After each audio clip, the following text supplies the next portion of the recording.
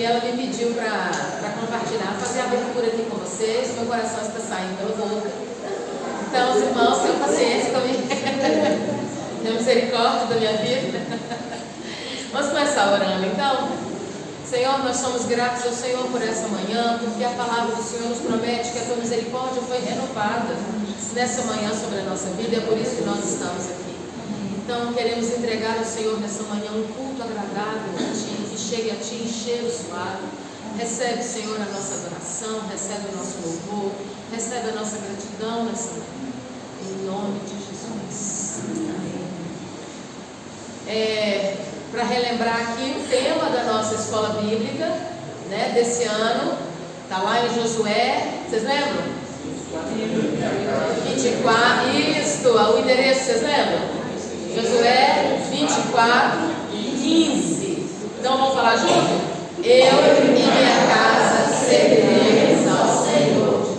Essa tem que ser um texto que esteja nas nossas mentes e nos nossos corações e também às vezes nas nossas casas. A palavra de Deus fala que o texto bíblico tem que ser pregado lá no Velho Testamento, né? Ele fala que para colocar no umbral da porta, prender no braço, pregar na testa, para que a gente não esqueça das verdades espirituais. Então, eu e minha casa serviremos ao Senhor.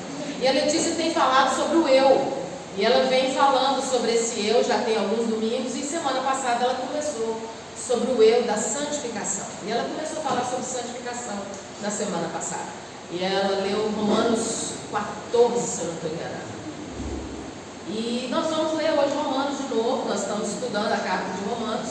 E nós vamos abrir um texto conhecidíssimo, que a gente sabe falar de cor, que é Romanos 12, versículos 1 e 2. Minha versão é um pouquinho diferente, então nós vamos ler o texto com a Bíblia dos irmãos e depois a gente compartilha. Romanos 12, versículos 1 e 2.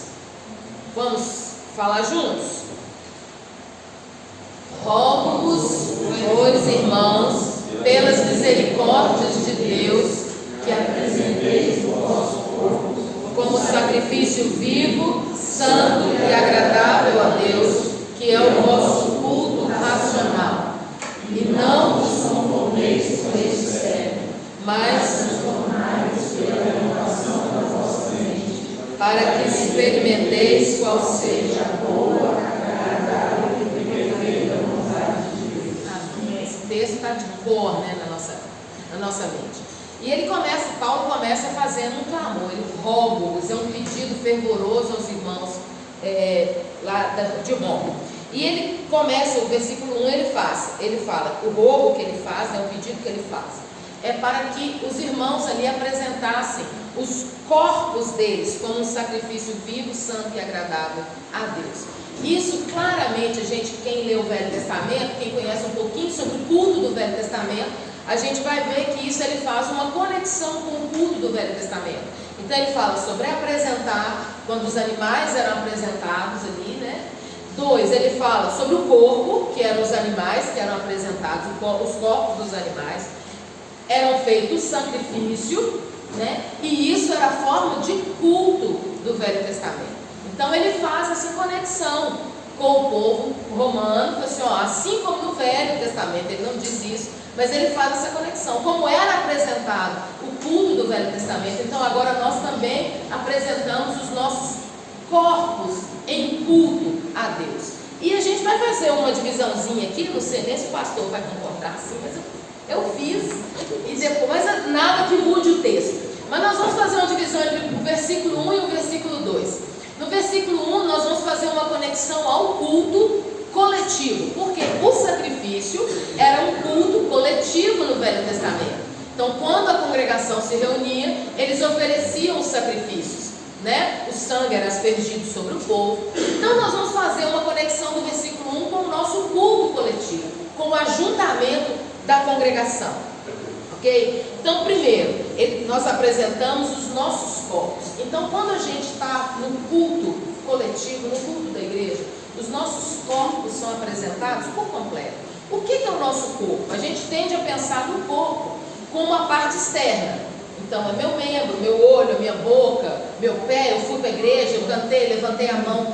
Mas a gente precisa pensar em corpo de uma pensar em corpo?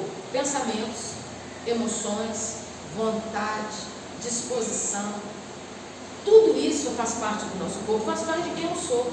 Então o que Paulo está pedindo é que a gente se apresente por inteiro, voluntariamente a Deus, né? Como alguém que se entrega completamente. Então no nosso culto coletivo, eu estou plenamente ali. Eu estou por inteiro ali.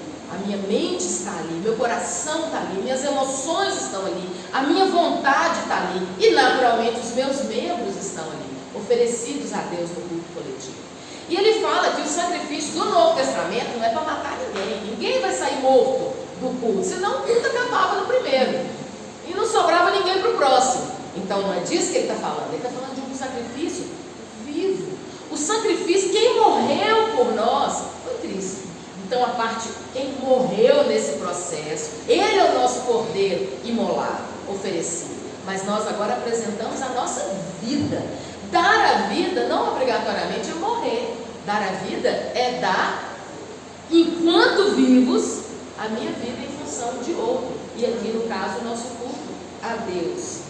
Outra coisa que ele fala é que a gente só pode apresentar isso diante de Deus pelas misericórdias de Deus. Ok? E aqui a gente está estudando a carta de Romanos, nós vamos entender sobre isso. Como ele coloca isso no plural, muito provavelmente ele está falando dos atos misericordiosos de Deus sobre a nossa vida. E nessa primeira parte de Romanos, nós vamos estudar isso com o pastor Marinho, a gente vai entender tudo que Paulo fala nesse começo. Ele vai falar sobre a nossa eleição, é um ato misericordioso de Deus sobre a nossa vida. Ele vai falar sobre a nossa substituição na cruz. Cristo morre em nosso lugar. Ele vai falar sobre a justificação pela graça mediante a fé, misericórdia de Deus sobre a nossa vida. Ele vai falar sobre a concessão do Espírito Santo para nós. Agora nós temos o Espírito Santo dentro de nós como selo dessa justificação e dessa eleição. E ele vai falar sobre a nossa admissão como gentios no corpo de Cristo. Agora nós somos a igreja de Cristo. Nós que não tínhamos herança em Abraão, nós que não tínhamos, nem morávamos perto de Israel, nós agora fazemos parte da igreja de Cristo. Então, o que ele fala? Que por causa dessas misericórdias, porque nós entendemos aquilo que Deus realizou por nós, nós agora entregamos a Deus um culto racional.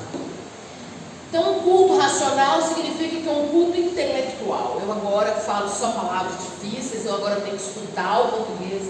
Não. O culto racional significa que é um culto produzido consciente. É um culto que você está com a sua mente ali. Então, isso é um culto racional. E se está com a minha mente ali, então ele é um culto espiritual.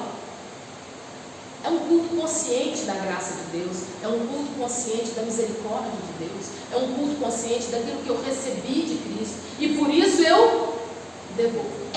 O culto nosso racional é uma resposta àquilo que Deus realizou. Isso é maravilhoso. Então, porque eu tenho consciência daquilo que Deus realizou, eu devolvo a Ele com um culto onde eu estou inteiro, completo na presença de Deus. Okay?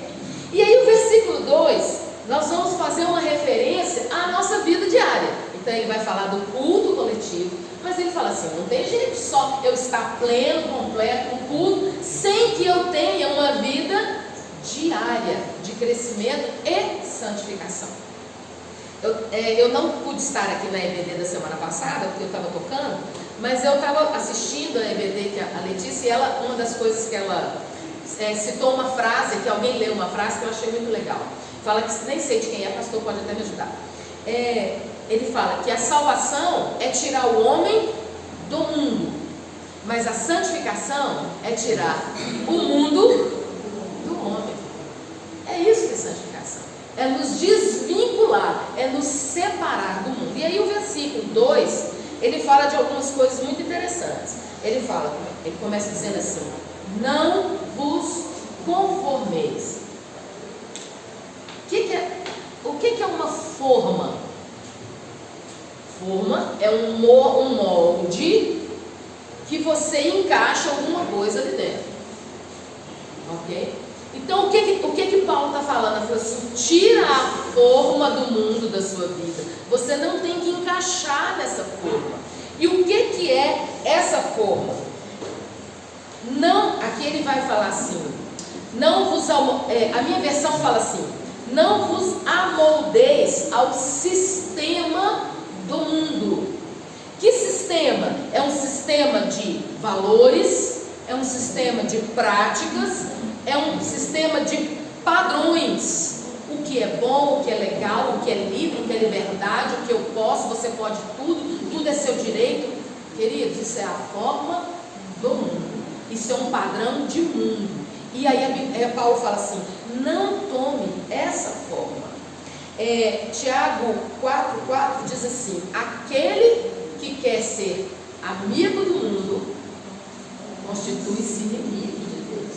Não tem como você ter a forma do mundo e agradar a Deus. Você está amoldado a um padrão do mundo e você agradar e ser amigo de Deus e ser aceito como amigo. Essas coisas não caminham juntas. Amém? E aí ele vai falar como é que eu tiro essa forma do mundo, como eu saio dessa forma. Aí ele vai falar com a transformação. A palavra transformação aqui, ela tem um sentido de metamorfose. O que é metamorfose? É a transformação da lagarta para a borboleta. Então ela acontece como? Instantâneo? Não, ela é santificação da nossa vida, é um processo. Então ela é diária. É você sair da condição de lagarta e caminhar para a condição de borboleta. Amém? Então isso é diário. Mas é isso mesmo ali. É liberdade. O voo lembra liberdade, né? E a Bíblia fala da liberdade dos filhos de Deus. É isso mesmo. A gente é chamado a essa transformação. E aqui a gente, onde essa transformação acontece, né? Ela fala assim: transformai-vos pela renovação do vosso entendimento, ou da vossa mente. A minha versão traz um tempo verbal passivo. A versão que a gente falou aqui é transformai-vos. Então fica parecendo que é uma ação minha. Então eu vou agora ser transformado. Na versão aqui da King James ele fala assim: sede transformados pela renovação do vosso entendimento. Então não é um tempo verbal ativo, mas é passivo. Não passivo no sentido de não fazer nada, mas é passivo no sentido de que existe um poder espiritual sobre a minha vida que me transforma dia a dia. Ok? A palavra, e aí aqui ele vai falar assim: é transformar a forma de pensar. Isso é metanoia. É grego, né, pastor? Metanoia. É uma transformação da forma de pensar. E aí, essa transformação, ela reorienta tudo na minha vida. Ela vai reorientar a minha forma de enxergar o mundo. Ela vai reorientar minha perspectiva da vida, das relações. Ela vai orientar como eu me visto. Ela vai reorientar aonde eu devo estar. Ela vai reorientar de onde eu devo sair, onde eu não devo estar mais. Ela vai reorientar com quem eu preciso me relacionar e com quem eu não devo me relacionar. Isso tudo, essa reorientação vai gerir na nossa vida. Então é algo que Deus vai transformando. Por que eu devo me aproximar de ciclano? Por que eu devo me afastar? Por que esse ambiente não é um ambiente para mim? Por que eu devo estar na igreja todo dia? Isso é uma reorientação gerada por Deus na nossa vida. É algo que Deus vai transformando na nossa vida. Na semana passada, a Letícia falou sobre como eu posso ser santificado. E entre as coisas que foram ditas aqui, foram a oração, a leitura da palavra. Porque é onde você conhece o Deus a quem você serve. É na leitura da palavra. A oração que você faz é para moldar o seu coração à vontade dele. Então você precisa das disciplinas espirituais. O jejum. Então são através dessas coisas que a minha vida vai sendo reorientada na minha forma de pensar. E eu tiro a forma do mundo e coloco a forma espiritual. E a Bíblia diz em 1 Coríntios 2, versículo 16, que nós agora temos a mente de Cristo. Então não é a mente do mundo mais. Então quando eu olho as pessoas, quando eu olho as coisas da vida, eu olho de uma perspectiva espiritual. 2 Coríntios fala que a ninguém mais, a nada mais nós consideramos segundo a carne. Então eu não olho mais de uma perspectiva carnal, mas de uma perspectiva espiritual. E por fim, para que essa transformação acontece? Para que eu possa experimentar a vontade de Deus. Você pode experimentar a vontade de Deus de duas formas. Você pode experimentar essa vontade impositiva, porque você é eleito e Deus vai colocar a vontade dele sobre a sua vida. E isso pode ser ruim para você, desagradável e imperfeito, se a sua mente não estiver transformada. Você olha a vontade de Deus e fala: não queria estar aqui, não quero mais isso. Ou, tendo a sua mente transformada, você consegue observar que a vontade de Deus é boa, mesmo que seja não, é boa. Como diz o pastor Marinho, Deus sempre diz sim para o propósito dele. É sempre sim para o propósito dele. Então você começa a experimentar que ela é boa, que ela é perfeita. Na perspectiva humana, ela às vezes pode não parecer compreensível ali naquele momento, mas depois ele fala assim: cara, que bom que aconteceu isso, porque ela é perfeita e ela é agradável para um coração que está submisso à vontade de Deus. Amém? Então isso é o processo de santificação, é transformar o nosso interior. Amém? Vamos orar então, pedir a Deus isso. Eu falei bem rápido, né? Porque Cláudio falou assim: misericórdia, meu filho, você está escrevendo coisa demais, não vai dar tempo. Eu falei bem rápido, mas eu espero que os irmãos tenham compreendido assim, o que eu quis falar. Vamos orar por isso. Deus, nós nos colocamos agora no teu altar, nos entregamos diante do Senhor e desejamos oferecer ao Senhor nessa manhã um culto, um sacrifício vivo, um culto, Senhor, onde estamos aqui diante do Senhor completamente. Estamos aqui plenos com a nossa vontade, as nossas emoções, o nosso entendimento, Senhor, o entendimento das tuas misericórdias, de como o Senhor foi bom conosco, como o Senhor nos tirou de um lamaçal de pecado e nos deu vida juntamente com Cristo. E é esse entendimento que nós queremos retornar ao Senhor agora em culto que suba diante do Senhor com um cheiro agradável de corações que foram quebrantados pelo teu Espírito. Oh Deus, e queremos não só aqui como um culto coletivo, mas queremos ter uma vida entregue diante do Senhor, uma vida, Senhor, que se santifica pela ação do teu Espírito, por uma ação do Senhor sobre nós, que é santificada dia após dia, que somos tirados, Senhor, dessa condição de lagarta, para nos transformar em borboletas, que temos essa metanoia, essa mudança de mente todos os dias, para que possamos experimentar a tua vontade, Senhor, como boa, perfeita e agradável que ela é. Oh Deus, nos ensina isso, transforma-nos, Senhor, tem misericórdia de nós, e nós pedimos isso em nome de Jesus.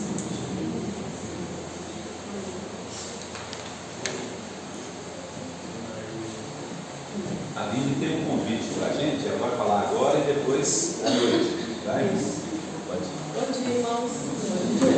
Eu vou colocar aqui no chão. Dia 9 de março, aqui na EBD, vai vir o pastor Eurico Lopes, ele é um missionário da PPP.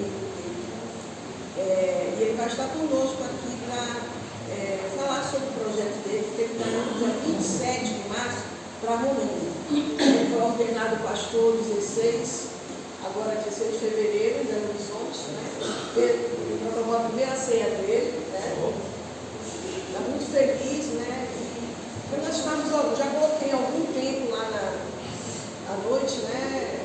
O projeto dele, a gente está orando, que é o Eurico Lopes de família. Ele tem uma filhinha de 3 anos que até cortou quase o terceiro dele, né? Mas está tudo bem já, fez uma cirurgia. E ele entende que são lutas, né? Então nós precisamos do que como igreja? Orar. Então eu tenho comunicado com alguns missionários e aquele que eles não respondem, eu creio que Deus quer que a igreja, né? Ela possa estar orando. Deus está trazendo ele aqui.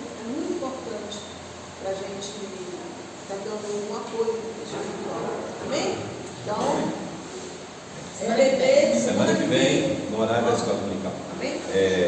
Nós vamos orar agradecendo a Deus pela vida do nosso irmão Luciano, né? Ele fez a cirurgia, correu tudo maravilhoso, dentro do propósito de Deus, né? Do bem do nosso irmão, né? Da família. Nós vamos continuar orando também pelas outras pessoas que estão enfermas, né? Pelos pedidos que têm sido feitos, orar pela igreja, né? Pelos ministérios, pelo trabalho da igreja. E vamos pedir ao Senhor também que continue abençoando, né? Os irmãos estão viajando, nós temos muita gente viajando, né? E nós mesmos viajamos, retornamos bem, graças a Deus, tudo em paz, né? E os irmãos que estão viajando também, pedir ao Senhor que abençoe o retorno deles também, né? Guilherme está viajando com Rafaela, então nós vamos orar por eles também. E logo depois da oração, nós vamos separar em classes. E aí os jovens vão ficar aqui comigo, junto com os adultos. E os adolescentes de 15 anos para baixo e as crianças vão para salas, tá? Tem professores. E os outros ficam aqui, como o Guilherme está viajando, né? Então os outros jovens ficam aqui comigo, tá bom? Vamos orar então. Pai, nós queremos, Senhor, te agradecer pelo privilégio que nos dá nessa manhã de reunir em Teu nome. Queremos, Senhor, estudar a Tua palavra, aprender, Senhor, um pouco mais de Ti. Pedimos que o Teu Espírito Santo esteja ministrando, Senhor, aos corações de cada irmão, cada irmã aqui, Senhor, em cada classe, Senhor, que Tua palavra, Senhor, alcance o propósito para o qual o Senhor a designou. Ó Deus, muito obrigado, Senhor, por ter o privilégio de poder ler a Tua palavra e aprender mais do Senhor. Te louvamos, ó Deus, pelo que já falaste no nosso coração nessa manhã. E pedimos que continue falando, Senhor. Assim oramos, Pai, também pelos irmãos que estão viajando, por aqueles que estão enfermos, aqueles que estão em recuperação, como nosso irmão Luciano. Obrigado, Senhor, pelas respostas das orações, e nós te louvamos em nome de Jesus. Amém. Amém. Vamos então separar, os jovens poderão sair, né? Os adolescentes, né? Para baixo. E quero convidar você a abrir sua Bíblia em Romanos capítulo 4. Romanos capítulo de número 4, nós leremos do primeiro verso até o verso 12. Romanos, pode ficar aqui, Romanos 4, do primeiro versículo até o versículo 14.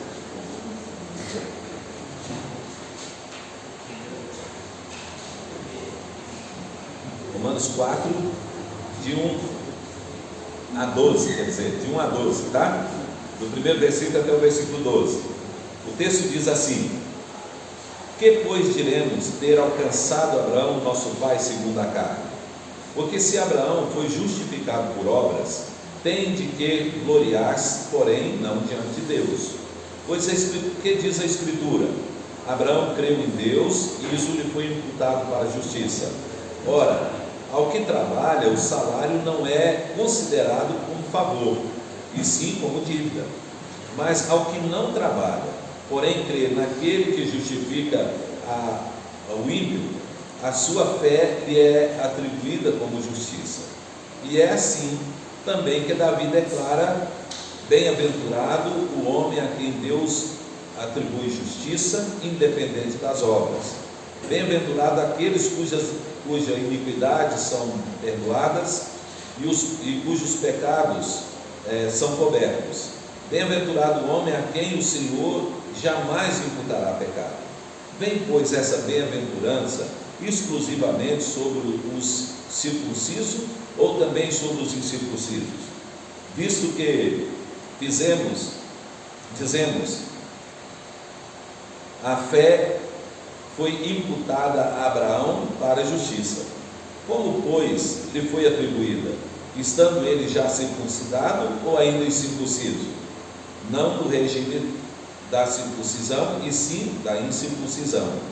E recebeu o sinal da circuncisão como selo da justiça da fé, que teve, quando ainda incircunciso, para vir a ser pai de todos os que creem, embora não circuncidados, a fim de que lhes fosse imputada a justiça, e pai da circuncisão, isto é, daqueles que não são apenas circuncisos, mas também andam nas pisadas da fé que teve Abraão, nosso pai, antes de ser circuncidado.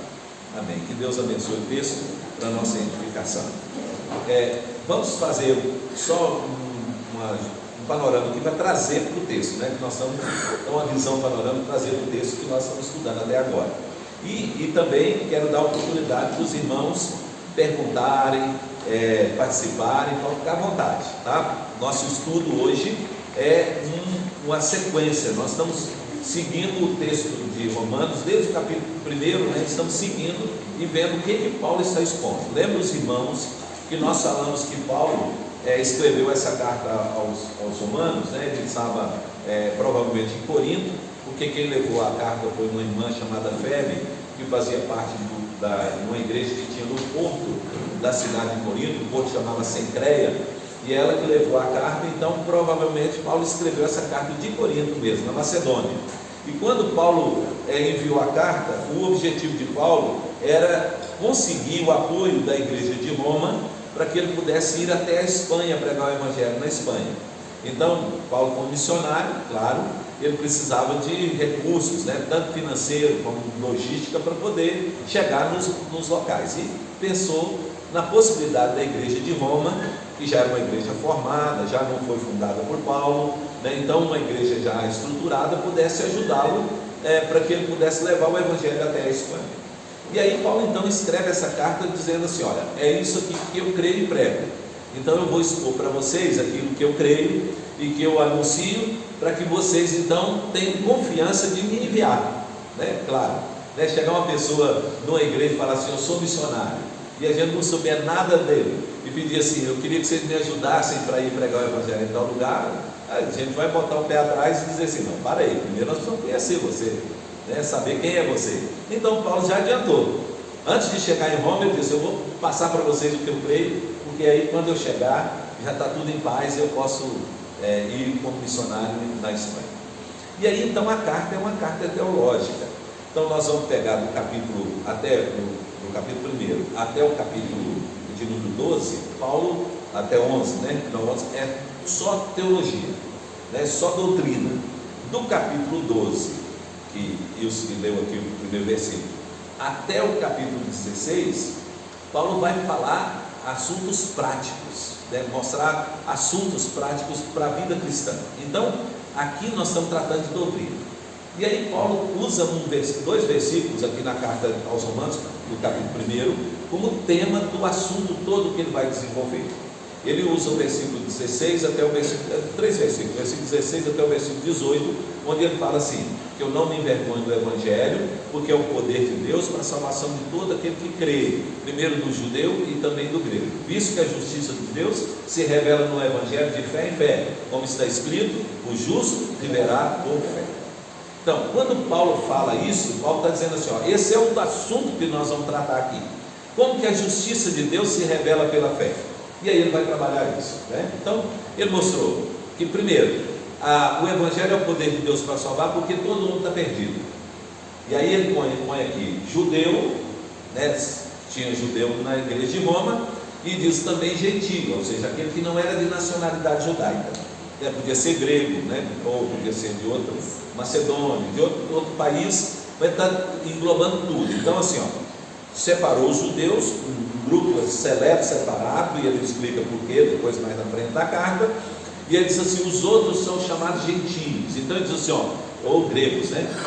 Então ele falou, o evangelho é o poder, porque todo homem, tanto judeu como gentio, está perdido. Por que está perdido? Bom, primeiro ele diz assim: por causa da origem. Qual é a origem de todo homem?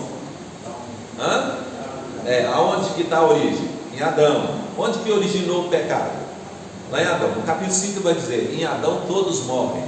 Então está mostrando que, claro, que o homem está perdido porque está morto lá em Adão. Quando Adão pecou, ele morreu.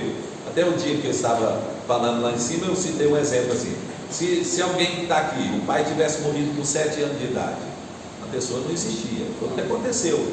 Adão morreu, ninguém nasceu espiritualmente vivo. Todo mundo nasceu espiritualmente morto. E aí, a morte, gente, na Bíblia, ela tem 3 tempos, né? 3 tempos e 3 ações.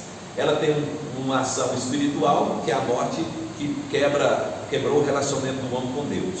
Então, Deus é espírito, e o homem, e só o espírito do homem pode ter relação com Deus, porque relação com Deus é só em espírito. Jesus falou isso, né? Deus é espírito e importa que os seus adoradores o adorem. Então, o homem só pode ter relação com Deus, só pode ter adoração, prestar adoração a Deus, se ele estiver vivo em espírito.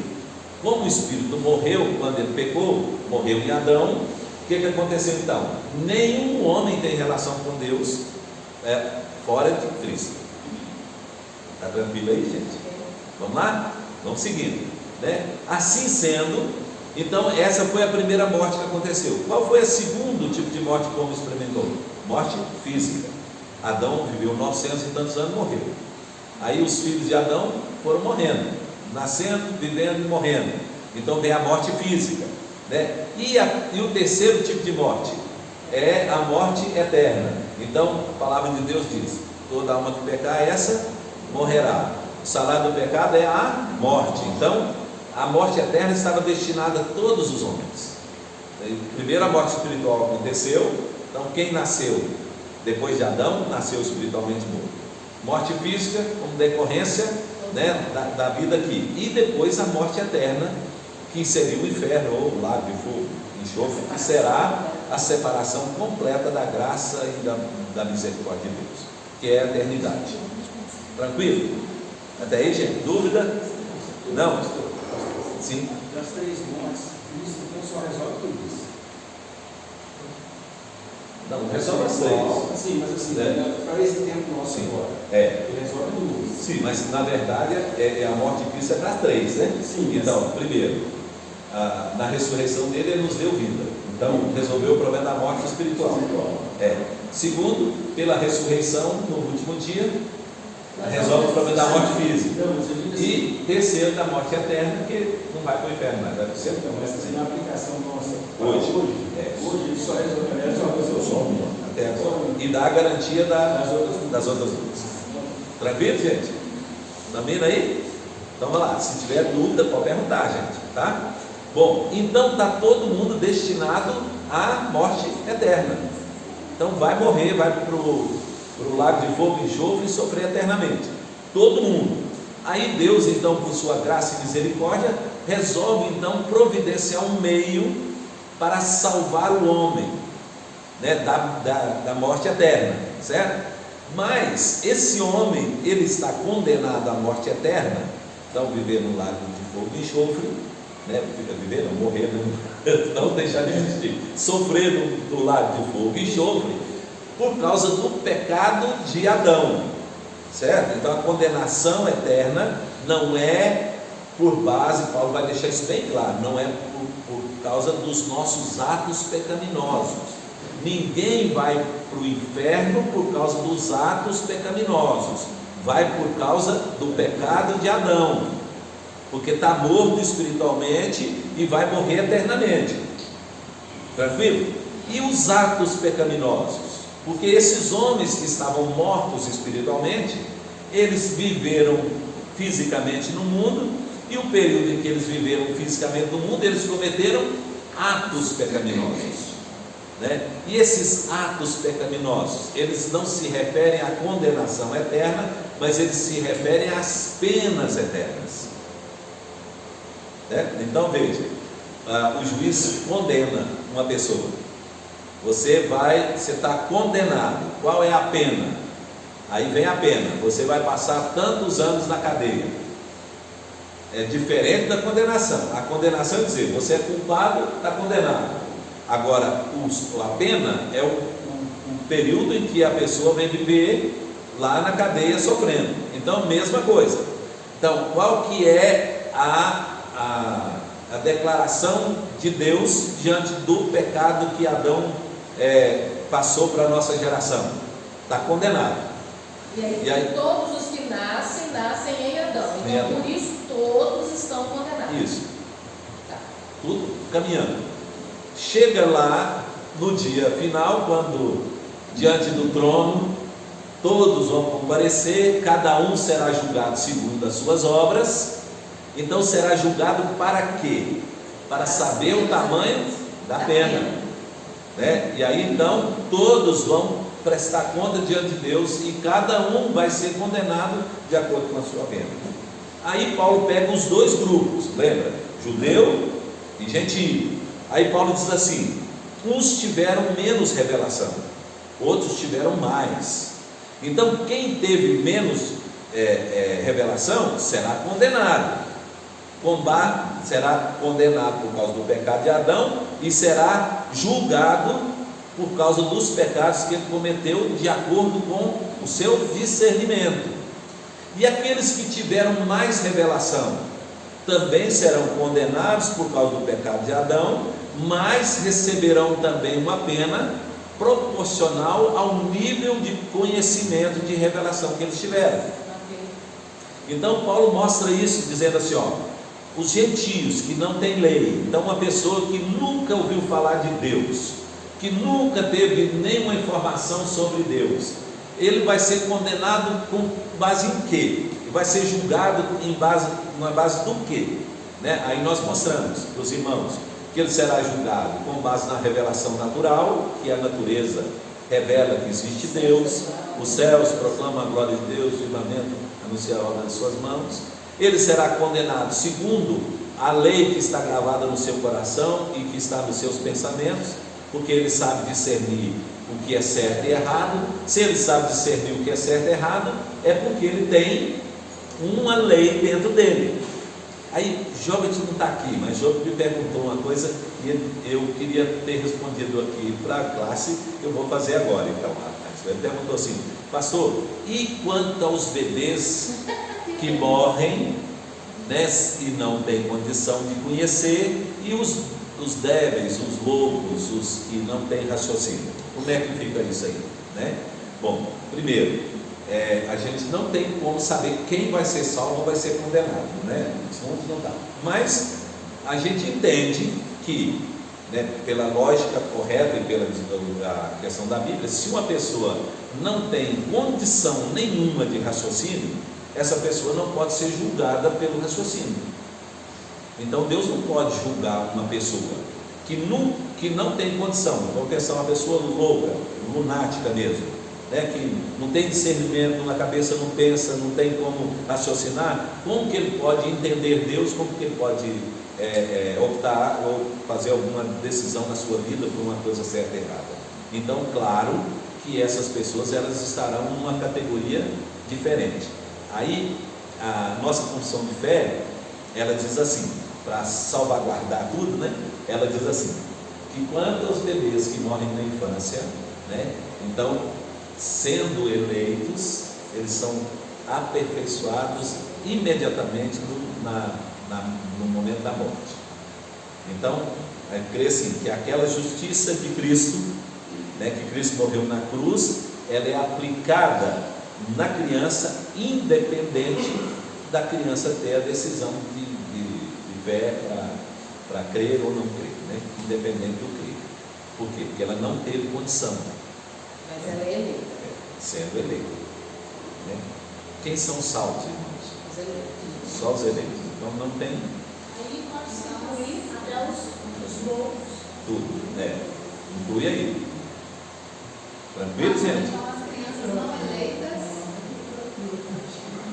A gente não sabe se tem. A gente não sabe que se morre uma criança na infância não sendo eleita. Eu creio que, assim, eu descanso o meu coração, assim, que se uma criança morreu no ventre materno, ou morreu logo depois do nascimento, que não teve condição nenhuma, ela nasceu, vamos pensar, uma criança que nasceu, ela nasceu morta espiritualmente, porque ela nasceu de Adão. Então ela precisa do sacrifício de Cristo para salvá-la, E aí, sendo eleita, Deus aplica naquela criança o Espírito.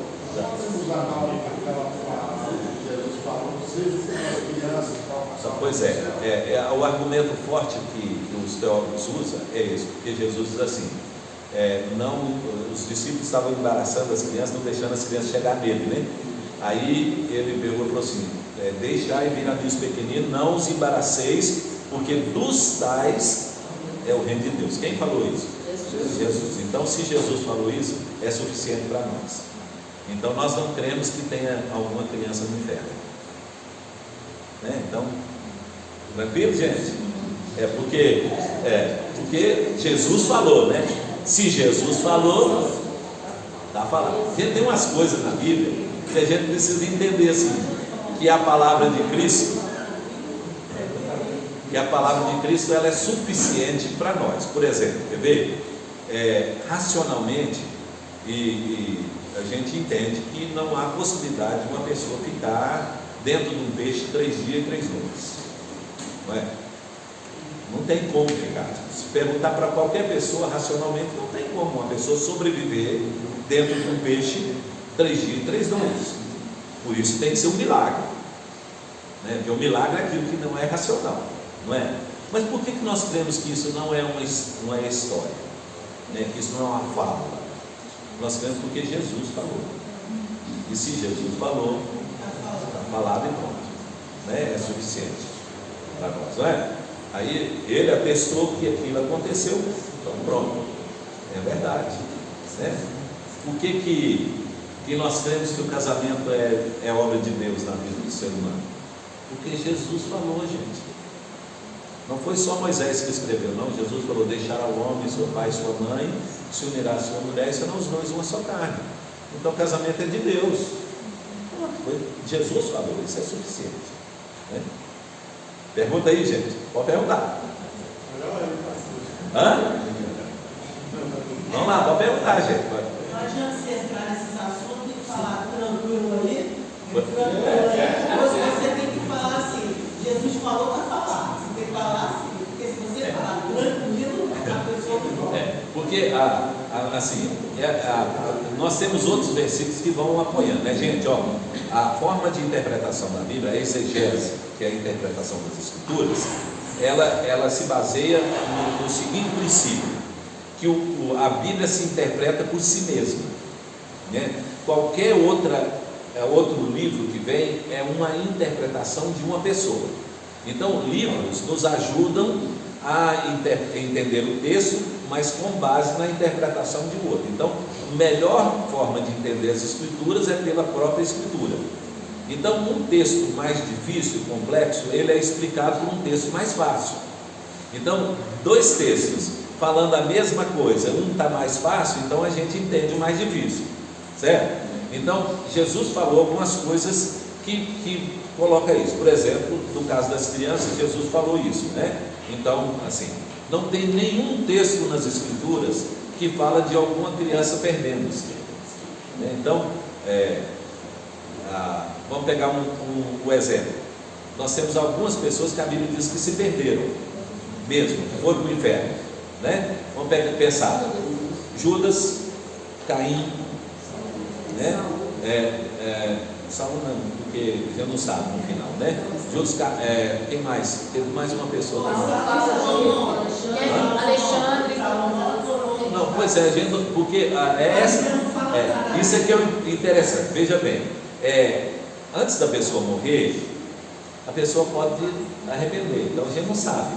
Então por isso que a Bíblia fala assim: ó, não pergunte no seu coração quem subirá ao céu ou quem descerá ao abismo, né? Porque isso é para trazer Cristo de volta à terra, porque o dia disso acontecer, onde a separação de justo e ímpio vai acontecer quando Cristo voltar. Então Paulo fala: ó, não pergunte, né? Não pergunte no seu coração. Outra palavra, a forma de Paulo dizer é o seguinte: não fique preocupado com essas coisas, né? Isso não é razão para você preocupar. Um dia alguém perguntou para Calvino assim: o que Deus estava fazendo antes de criar o mundo? Aí Calvino parou e falou assim: estava criando um inferno para quem não tem que perguntar. Olha, o que Deus estava fazendo antes? Estava criando um inferno para quem não tem que perguntar, fazer pergunta boba. Então, tem certas coisas que não vão ter resposta, gente, não é? E aí, aquilo que Deus revelou, sim, não é? Então, vamos lá, certo? Então, assim, um texto mais obscuro, ele vai ser ajudado a entender por um texto mais fácil. Então, Jesus falou que as crianças são o reino, das crianças são o reino. Ele diz que quem não se tornar como criança jamais entrará no reino. Então, nós temos um monte de de declarações de Jesus que reforçam essa ideia, mas o ponto principal é que toda criança que morre na infância, sem ter discernimento, né, não sabendo até que idade, não sabemos, né, só Deus sabe, a gente pode afirmar que aquela criança não foi para o inferno. Porque, mas a gente pode pensar alguma coisa, por exemplo. A igreja católica ela criou um lugar chamado Limbus Infantus. Vocês já ouviram isso, né? Limbus Infantus. Tem Limbus Pátrio, que é dos adultos, é o purgatório dos adultos, é Limbus Pátrio. E o purgatório dos infantes, das crianças, é o Limbus Infantus. Aí o que eles disseram? Que quando uma criança morre, ela precisa ser batizada imediatamente, porque o batismo tira o pecado original da criança. Qual que é o pecado original? O pecado de Adão. Nós não cremos nisso. Não tem base nenhuma nas escrituras para isso. Nós cremos que o que transforma a vida da pessoa e que salva a pessoa é a morte de Cristo na cruz. Então Deus tem que aplicar a morte de Cristo na cruz por essa pessoa para que ela seja salva. Então essa é uma obra de Deus. Porque eles falam assim, a criança não pode deixar de ser impressa de batizar, porque ela está pagando, né? Morre pagã. E se ela morrer pagã, ela vai para o inferno. Se ela pagã mundano, né? sem ser crente, os pagãos. Não, exatamente. O meu pensamento é exatamente isso. Qual o pensamento dele para ter criança não pode morrer pagã? É porque para o católico, o batismo salva. Então, se a criança morreu pagã. Aí autoriza até a parteira a batizar, né? Se a criança estiver morrendo na hora lá, tem que fazer o batismo enquanto a criança está viva. Porque senão ela morre e aí não tem mais jeito. Aí depois vai ter que rezar missa demais para ela. Vai ter que rezar muita coisa. Aí a gente tem coisa, né? Talvez vocês não sabiam disso, mas os mormons batizam pelos mortos. Os mormons. Então eles dizem assim, vamos supor, o pai de alguém morreu e morreu sem ser mormon. Então ele vai para o inferno. O que vai fazer? Aí o filho vivo batiza pelo pai, para que o pai possa ser salvo. Aí vai criando essas, né? Isso tem nada a ver com a Bíblia, né? E tem um texto em Coríntios que Paulo fala sobre isso. E lá nós ficamos no capítulo, se não me engano, capítulo 11 de 2 Coríntios. Depois eu vou achar o texto e vou mostrar para os irmãos, né? Não, é 15, quando Paulo fala assim: se os mortos não ressuscitam, por que batizam pelos mortos? Os coríntios faziam isso lá, né? Paulo orientava. 1 Coríntios 15. Tá tranquilo, gente? Mais ou menos, vamos lá. Muitas questões na Bíblia que elas não fecham. Aí eu queria saber de vocês o seguinte: quando não fecha, assim, quando a gente não tem essa resposta, para a gente assim, sair dessas discussões, porque às vezes assim, a gente se pega em questões, às vezes numa mesa alguém começa a abordar assunto, tipo assim, aí foi Saul, igual você colocou, Balaão, e o Balaão novo lá. Então assim, começa a colocar questões e querem resposta e a Bíblia, só que a Bíblia não fala nada. Aí Paulo orienta, Paulo diz assim, para a gente não discutir opiniões. Então se tem uma pessoa que tem uma opinião divergente e não tem um consenso nas escrituras, claro, para isso, então a pessoa não discutir aquilo, não ficar preocupando com isso, que não vai trazer proveito, né? Aqui, quem foi salvo, né? Então o que a gente pode dizer que foi salvo? A gente sabe que o ladrão da cruz foi salvo, porque Jesus falou: hoje mesmo estarás comigo no paraíso. Outro que foi salvo, Moisés e Elias, porque eles apareceram para Jesus lá no monte da transfiguração, né? Pode ser, foi arrebatado. Então, não é? Então assim, alguns casos a gente diz, esse foi salvo. Agora, quem morreu depois deles? Ninguém sabe quem foi, gente, salvo. Só saberemos no dia que Jesus voltar. E assim, aquilo que a Bíblia tem, que é fundamental para a nossa fé, isso ela fala com clareza. Vamos lá, seguindo então. Até aí deu, né? Tá. Então o Evangelho é a salvação do homem, por quê? Porque ele estava primeiro condenado em Adão, Segundo, porque ele cometeu atos pecaminosos. Então, ele está condenado e vai sofrer as penas lá. E o salvo? O salvo é salvo porque Cristo morreu por ele na cruz, então ele foi substituído. Deus aplicou a justiça de Cristo sobre ele. Então, o pecado de Adão foi cancelado. Deus se tornou justo e justificador daquele que tem fé em Jesus. Paulo disse isso claramente no capítulo 3. E aí, quanto aos atos pecaminosos do crente, então, ele não será condenado por eles, porque já não há mais condenação para aqueles que estão em Cristo Jesus, mas ele será julgado quanto aos atos que ele cometeu. Então, um crente que sendo crente, continua fazendo coisa errada, vivendo aqui no mundo fazendo coisa errada, e todos nós estamos nesse nível, né? Então isso nos nivela tudo. Então esse aí vai interferir nas bênçãos eternas, que nós chamamos de galardão. Então, quanto mais a pessoa procurou viver unido a Cristo, vivendo no Espírito e não na carne, isso vai aumentar o seu galardão. Quanto menos, vai ser menor o galardão. Então, as obras, boas ou más dos cristãos, elas interferem diretamente no galardão que eles vão receber na eternidade. Pergunta aí?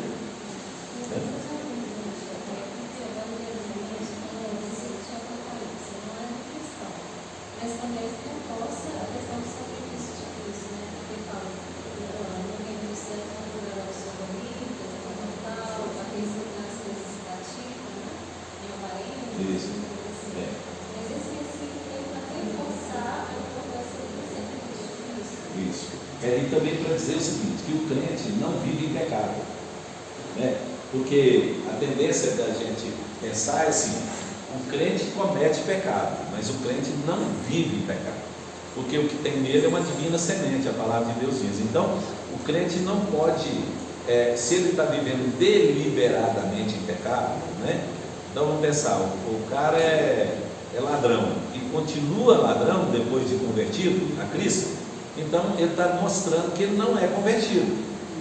Então sobre ele não repousa a graça, né? Então, por quê? Porque, vamos imaginar, não quer dizer que num determinado momento ele não se aproprie de alguma coisa que não é dele, na sua história, depois de crente, né?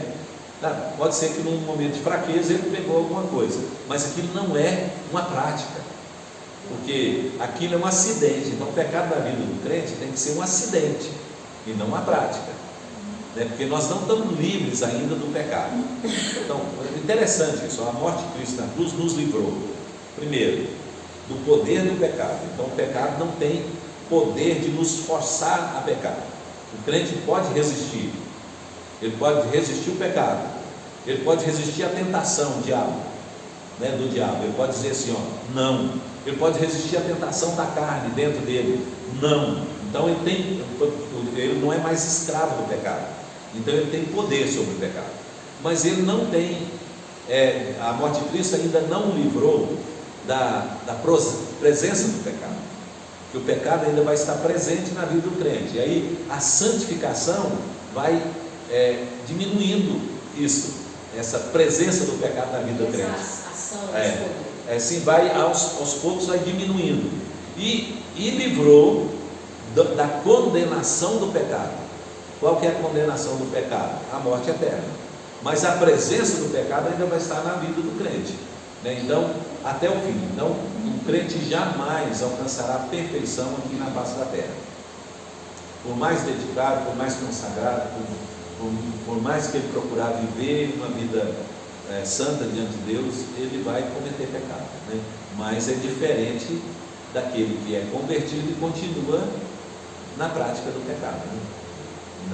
Não mudou, né? Aí está depondo, dizendo que ele não é convertido. Tranquilo? Seguindo? Então vamos lá. Aí Paulo então mostrou o seguinte, que para Deus fazer isso, então, como que Deus vai livrar o homem então agora, por meio do Evangelho, livrar o homem da condenação eterna do pecado por causa da morte espiritual em Adão, e como Deus vai livrar o homem das penas do inferno, porque ele cometeu atos pecaminosos. Aí ele disse assim: Deus usou de uma forma maravilhosa. Deus, sendo justo, trouxe Cristo no mundo, que era justo, não cometeu pecado nenhum. Cristo então assumiu a forma humana para representar o homem, os eleitos. Deus então colocou sobre Cristo todos os pecados dos eleitos. Cristo morreu na cruz, pagou os pecados. Deus então imputou a justiça dele sobre o homem, colocou sobre o homem, né? E aí, colocando sobre o homem, Deus tornou o homem justo diante dele. Então Deus fez isso sendo justo, manteve justo, porque o pecado foi condenado, e ao mesmo tempo foi o justificador, porque ele deu justiça ao homem. Então assim Deus pode salvar, né? Ele pune o pecado e ao mesmo tempo ele manifesta o seu amor, a sua bondade, trazendo o homem para a vida eterna, dando ao homem a vida eterna, né? E aí Paulo encerrou o capítulo 3 falando sobre isso. No capítulo 4 agora, Paulo vai então usar um exemplo. Ele vai pegar Abraão como exemplo, porque até o momento, quem estivesse dentro da carta podia dizer assim: não, mas os judeus, eles podem ter um tratamento diferente, porque eles foram um povo escolhido, eles tiveram a lei, então eles têm que ter um tratamento diferenciado dos outros. E aí então pode ser que Deus vai, e eles viviam dessa forma, que Deus vai usar as duas coisas. Primeiro, as obras desse judeu e a fé deles em Deus. Então vai pegar a fé mais as obras, e aí no final Deus vai juntar as duas e o homem vai ser salvo. Então os judeus pensavam assim. Então eles pensavam que se eles obedecessem a lei, e eles sabiam que homem nenhum conseguia obedecer toda a lei, mas eles pensavam que a lei e a fé iriam juntas, e aí as duas coisas ajudariam o homem no final. Então quando o judeu chegasse diante de Deus, ele era justo porque ele viveu a lei e ele tinha fé em Deus, então por isso ele ia ser salvo no final, diferente dos ímpios, diferente dos gentios. E aí Paulo então vai pegar o exemplo de Abraão para mostrar que não era assim, porque Abraão, para os judeus, era o crente mais antigo que existia, porque tudo começou nele, né? Pensa, né? Deus chama Abraão, né? Através de Abraão vem Isaac, depois vem Jacó, né? E aí na linhagem Abraão era o representante, assim, pensa, de forma natural. Adão falhou, eles pensaram assim: Adão falhou, então agora Deus chama Abraão, e Abraão vem para substituir a Adão. Por isso que eles não falam que Adão era o pai. Quem era o pai dos judeus?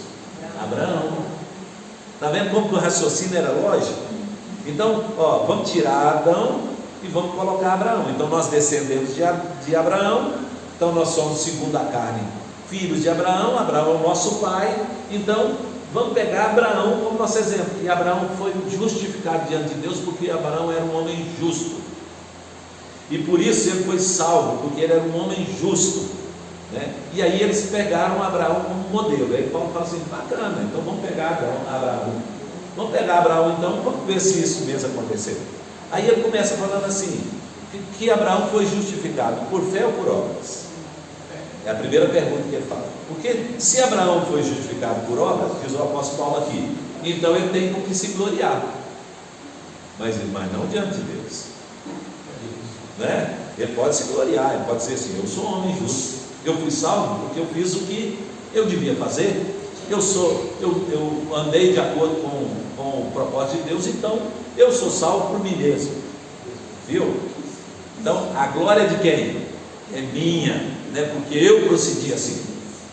Aí Paulo vira e fala assim: mas será que Abraão foi justificado por obras? Aí é a pergunta dele.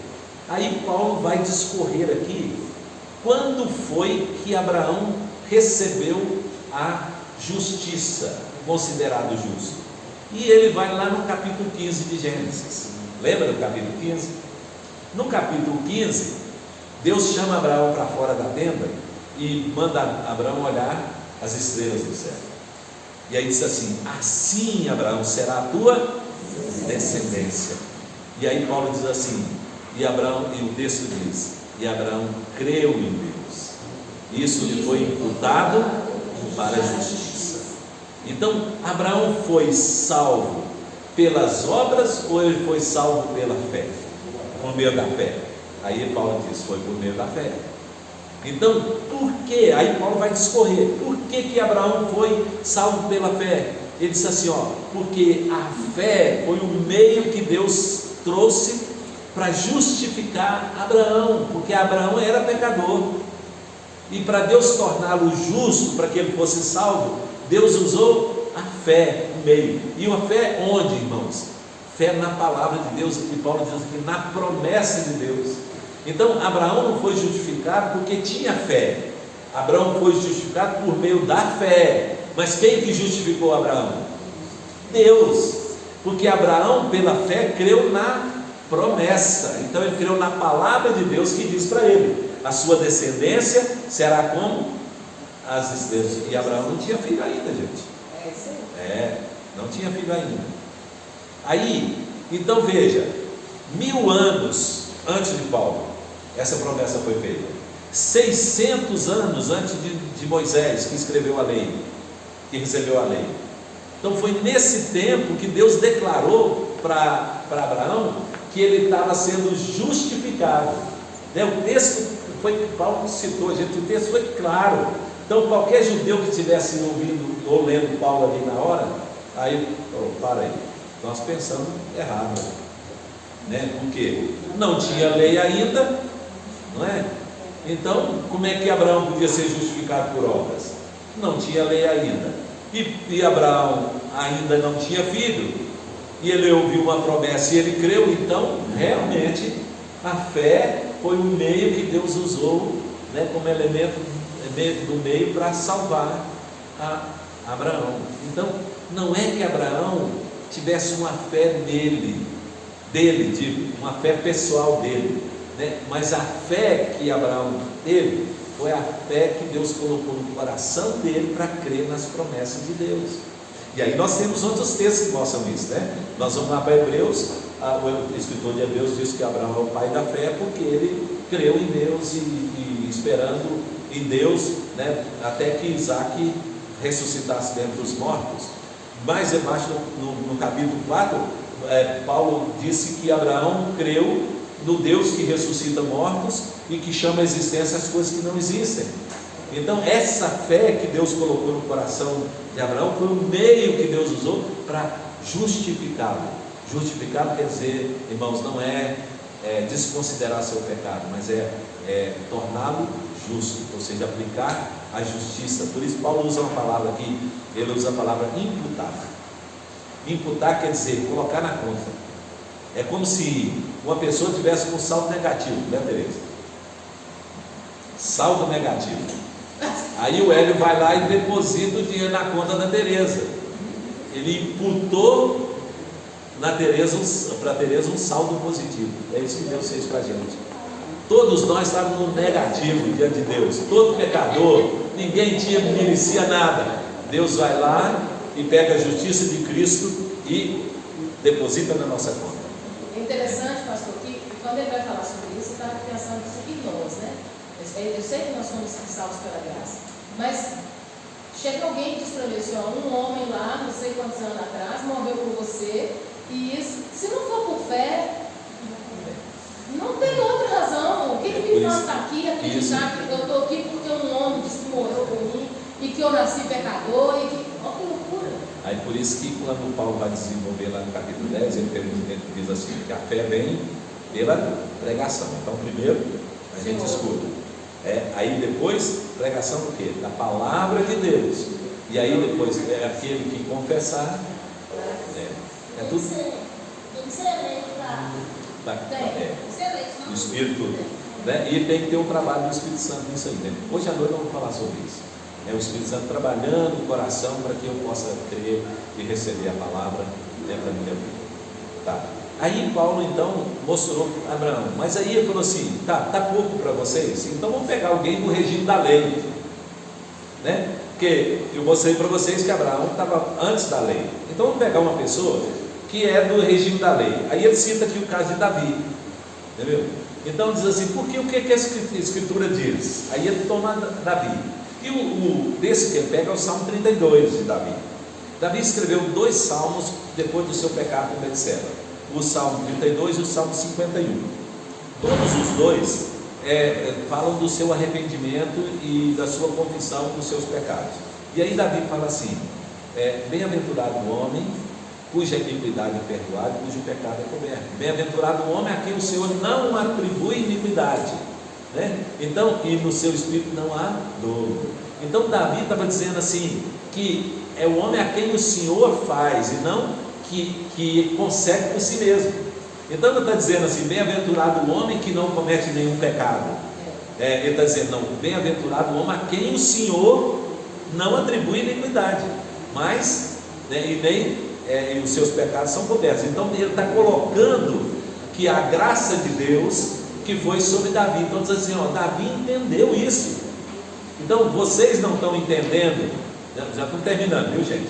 Vocês não estão entendendo o que aconteceu com Abraão, está com dificuldade. Então vou mostrar alguém que estava dentro do regime da lei, que era Davi, mas esse Davi entendeu que o que Deus fez por ele, Deus fez pela graça e não pelas obras da lei.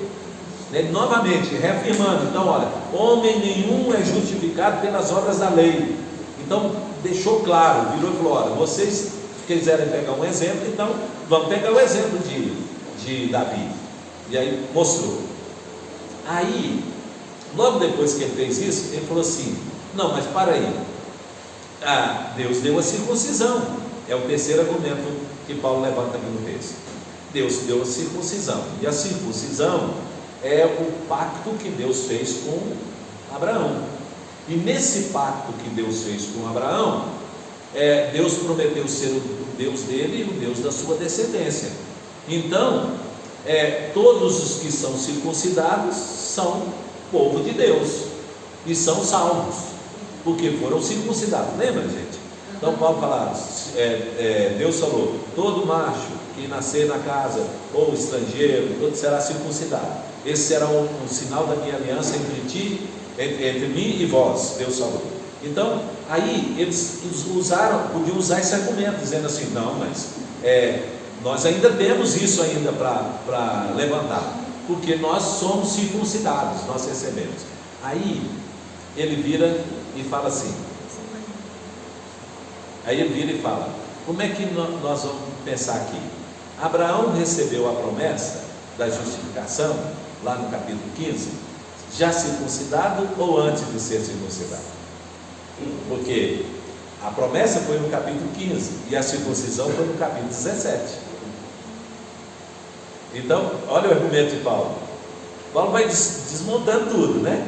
Vai desconstruindo tudo na cabeça dos judeus. Ele diz assim, olha, porque se ele tivesse recebido a promessa de que ele tinha sido justificado depois de ser circuncidado, tudo bem, mas ele não recebeu a promessa assim. Ele recebeu antes de ser circuncidado. Então, a circuncisão, Paulo diz, foi um selo da promessa que ele recebeu, e não a causa da promessa. Olha que bacana, gente. Porque se ele tivesse dito assim, olha, primeiro você vai ser circuncidado, e aí depois eu vou fazer a promessa, então a causa da promessa seria a circuncisão. Mas ele fez o inverso. Então ele diz assim, primeiro eu fiz a promessa de que você creu e você foi justificado. Agora então, como sinal disso, você vai receber o selo. É por isso, irmãos, que nós cremos que o batismo substitui a circuncisão.